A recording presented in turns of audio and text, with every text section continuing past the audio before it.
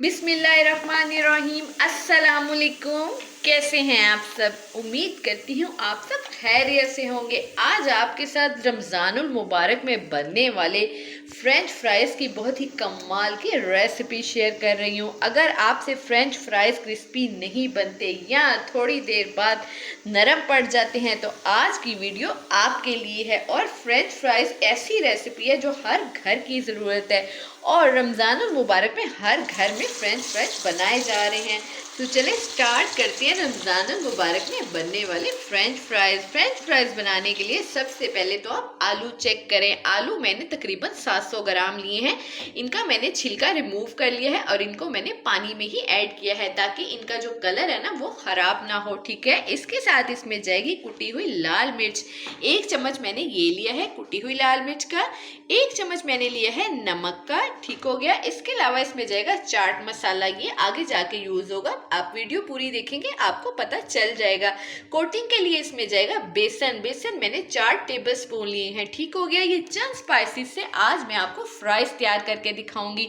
तो अगर आपको इस स्टेज पे मेरी रेसिपी अच्छी लग रही है तो जल्दी से मेरे चैनल को सब्सक्राइब कर दे, वीडियो को लाइक कर दे और ज्यादा से ज्यादा शेयर कर दे और कमेंट करके बताएं कि किस किस को ये फ्रेंच फ्राइज पसंद है। तो सबसे पहले मैं क्या काम करूंगी, मैं आलू की कटिंग करूंगी। आलू की जो आपने कटिंग करनी है ना वो बहुत अच्छे तरीके से करनी है। ठीक है, इस तरह से आपने आलूओं के स्लाइस कर लेने हैं इस तरीके से। ना ही आपने जो कटिंग करनी है ज्यादा ब्रीक करनी है, ना ही आपने कटिंग ज्यादा मोटी करनी है। एक लेवल की इसकी कटिंग करनी है जिससे जो हमारे फ्राइज है ना बहुत मजे के बन के तैयार होंगे। ये चेक करें, मैं आपको कटिंग करके चेक करवाती हूँ किस तरह से आपने कटिंग करनी है। ये चेक करें फ्राइज की थिकनेस, इस तरह से आपने जो फ्राइज है ना इसकी कटिंग कर लेनी है। तो आलू की मैंने सारी कटिंग कर ली है। चेक करें, इस तरह से आपने कटिंग करनी है। बिल्कुल सेम इस तरह से आपने स्लाइस रेडी करनी है। जब आप चिप्स खाएंगे ना तो आपको बड़ी मजे की लगेगी क्योंकि कटिंग वो अच्छी होगी तो चिप्स मजे की बनेगी।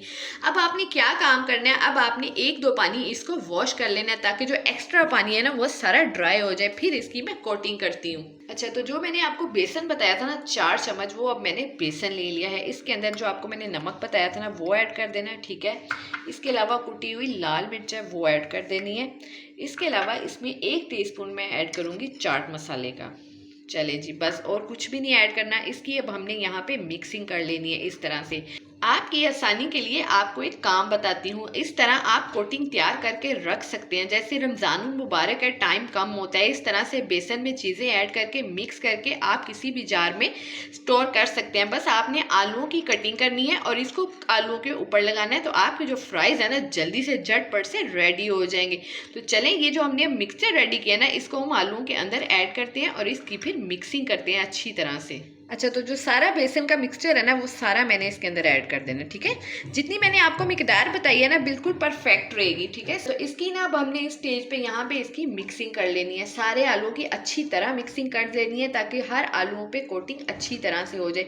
बहुत आसान तरीके से आज मैं आपको फ्राइज सिखा रही हूँ। बहुत किस्म के फ्राइज बनाती हूँ और आपको एक बात बताऊँ, आजकल मैं डेली फ्राइज बना रही हूँ क्योंकि रमज़ानुल मुबारक का महीना है और जब तक फ्राइज ना बनाऊँ तो बच्चे कहते हैं कि इफ्तारी नामुकम्मल है। इस तरह से चले, मैं अब इसकी मिक्सिंग करती हूँ फिर चलते हैं इसको फ्राई करने की तरफ। तो आलूओं की मिक्सिंग मैंने कर ली है तो चलते हैं इसको फ्राई करने की तरफ। ऑयल आपने जरूरत के हिसाब से डाल लेना है, अपनी रिक्वायरमेंट के हिसाब से जितना आपको ऑयल चाहिए ना उतना डाल लेना है। ठीक है, ये चेक करें मैंने ऑयल ऐड कर लिया कढ़ाई में। अब इसके अंदर मैं इस तरह से चिप्स को ऐड कर दूंगी। ठीक है, अगर आप चाहें आप इकट्ठी ऐड कर लें, अगर आप चाहें इस तरह से 1 बाय 1 भी कर सकते हैं, लेकिन मैं इस तरह से इकट्ठी ही ऐड कर दूंगी। इस तरह जो फ्राइज है ना बड़े मजे के तैयार होते हैं। अच्छा, तो सारे फ्राइज मैंने ऐड कर लिए हैं, जितनी कढ़ाई में जगह थी ना उतने ही फ्राइज ऐड किए हैं। ठीक है, इसको उलटते पुलटते हमने फ्राई कर लेना है, लेकिन 2 से 3 मिनट तक आपने इनको टच भी नहीं करना। क्या होगा, जो कोटिंग है ना वो उतर जाएगी। एक साइड से फ्राई हो जाएंगे ना फिर मैं इसकी साइड चेंज करती हूँ, फिर उलटते पुलटते इनको फ्राई कर लूंगी। तो उलटते पुलटते हमारे जो फ्राइज है ना रेडी हो चुके हैं। तो चलते हैं फाइनल लुक की तरफ। तो माशाल्लाह से चेक करें, हमारे जो फ्रेंच फ्राइज है ना रेडी हो चुके हैं। लग रहे हैं ना टेस्टी। तो आपने इसको रमज़ानुल मुबारक की इफ्तारी में लाजमी ट्राई करना है। अगर रेसिपी अच्छी लगी हुई तो मेरे चैनल को सब्सक्राइब करना है, वीडियो को लाइक करना है और ज़्यादा से ज़्यादा शेयर करना है। मिलेंगे किसी नेक्स्ट रेसिपी के साथ। अल्लाह हाफिज़।